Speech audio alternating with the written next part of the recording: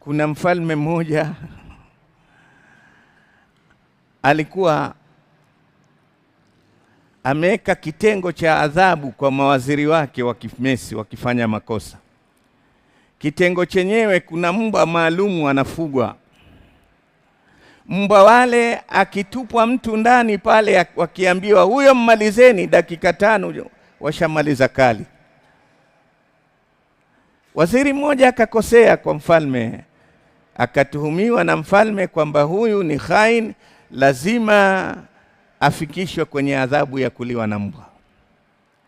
Yule waziri akakubali kosa lake, akamwambia, lakini na mimi nina ombi langu, kabla sijapelekwa kwa mbwa nipe siku 10.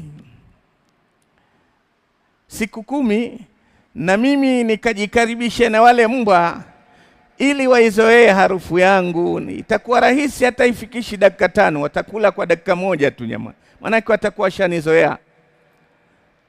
Mfalme anambia, hata ukipewa mwezi we chakula cha mbwa. Huyu bwana akashirikiana na wale wanaowatreni mbwa na kuwalisha na kuwaogesha na kufanyaje kwa siku 10. Baada ya siku 10, siku yake ya kwenda kuuawa na kifo chake ni kuliwa na mbwa. Akaingizwa pale, haya mbwa, fanya kazi yako. Wale mbwa kao wote wanamlamba na kulialia na kumfanyaje. Mfalme akasema, mchawi huyu kawaroga mbwa.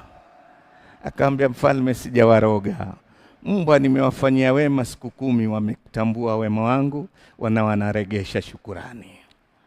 Wewe miaka 10 na kuhudumia, huna shukurani. Mmenielewa? Kiumbe chenye hisia kinatambua wema, na malipo ya wema ni shukurani.